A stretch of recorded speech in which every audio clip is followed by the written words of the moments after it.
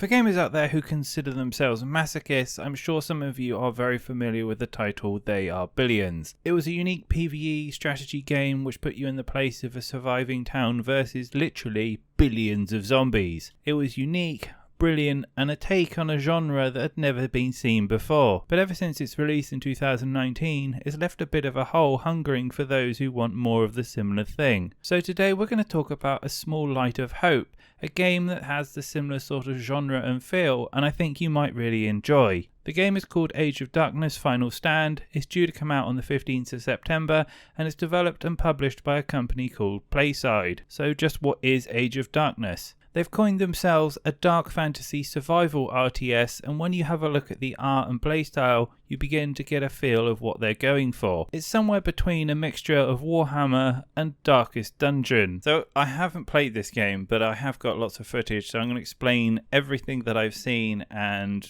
hopefully you'll get a good picture of what this game is all about. So it is an RTS, you do build a village and you have to upgrade and you have to build defenses to defend yourself from the big evil fog that has all these enemies in it. To help you defend, there's a whole multitude of enemies. I've seen a flamer, so apparently fire is very, very important in this game. You kind of like flamethrow zombies down.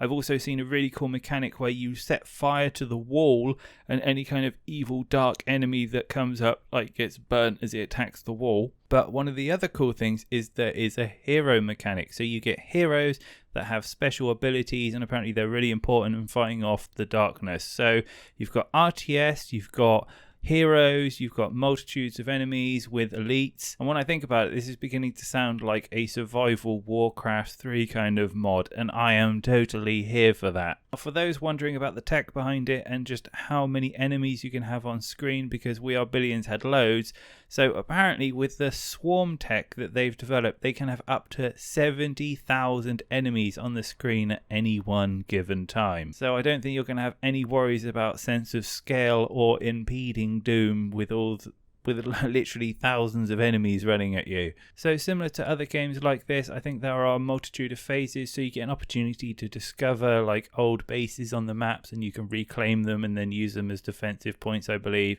or you get extra perks for, capturing them. But at its heart, I think it's one of those kind of risk reward systems. So, do you go out and risk, overstretching yourself, or do you stay behind and build a very secure base? Now, in terms of story and gameplay, it is my understanding that this is more like a roguelike in genre. And I say this because they have stated that there are things called malices, and malices are random afflictions that will be placed on you during each death night. So that goes back into the whole day-night phase thing. So when the monsters are attacking you, that is the death night. And just to give you a taste of some of these, so there are blessings, right? So 3 of these are encouraged. Encouraged units have a 10% chance to deal double damage. There's 2 for 1, which is 25% chance to gain 2 units for every unit trained at the barracks. And Night Watch, which is enemies slain during the night have a chance to drop resources. And just to be 100% clear, blessings are the good perks you get to choose from,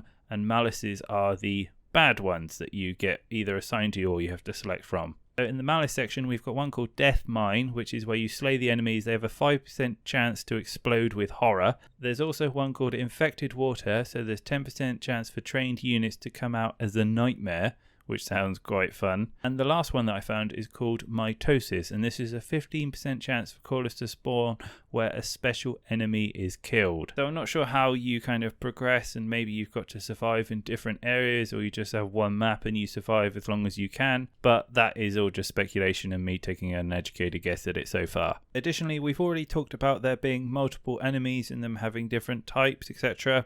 So there are enemies that have status effects that can impact your troops, and the one that I know about so far, so it's from this thing called a spitter, which is basically this spider humanoid, and when it vomits all over your units, they get a status effect called horrified. And I'm presuming from the screenshots that I've seen that basically it means that they can't attack and then the rest of the enemies can kind of rush over them. So kind of cool. So there's special enemies, there's elites, and there's your normal standard horrified. So you're going to have to tailor your strategies, and I guess if it is a roguelike, then you'll end up with different enemies on different runs and it will have a lot of replayability. The last thing that I want to talk about is the dynamic living death fog, or the veil as it's known. So that's that big green emeraldy death fog that looks really cool and all the enemies come out of. And this is a mechanic that basically stops you kind of going out and pushing the enemies off too far. The idea being that you have to stay in the light. Otherwise, if you end up in the fog, what it does is it slowly ticks away at your health pool. Whether or not it gets dispersed if you put light in it, I've no idea. But either way, it looks really cool, and I love the idea of this mechanic. So in terms of units that you've got to defend against the veil, there are buildings which you can upgrade that have ballista towers, and there's crossbow towers, and there's like arrow towers that I've seen. But in terms of actual footmen, there's a few that I've seen, and some of them are really, really cool. So you've got your standard foot soldier, which has kind of got like a shield and sword. There's also a knight. Now, I wasn't sure if this was a hero, but it was basically a big knight dude. Looks like the one from Dark Souls, and he has a two-handed large sword and kind of a big cleave in front of him. There's also crossbowmen, which, as you can imagine, are people with crossbows and fire bolts at the enemies from ranged. There's the flamethrower unit, which we've talked about, which is basically this guy walks around with like a wheelbarrow with a flamethrower on the front of it, and you can put them in choke points and use them to kind of burn away large groups of enemies. And the final unit that I saw was an archer, and this archer had a stealth ability, so maybe it's more of a recon unit. You can send them out, make them invisible, come back, scout out areas that you want to take over at a later date. Now, I know it is early access. I will say that there isn't the most diverse set of units at the moment, but I can't be too mean because the game hasn't come out just yet. Anyway, that's all I have for this one. It looks awesome. I hope it does really well, to be honest. We'll have to all find out when it comes out on the early access, which is in about 6 days from now. And I promise to do a review of it when it finally does drop. But for now, let's have a discussion in the comments. Let me know what you think of it. Are you excited about it? Do you not like early access games? All the good things. But for now, everyone have a great day, and I'll be back with more reviews and news soon.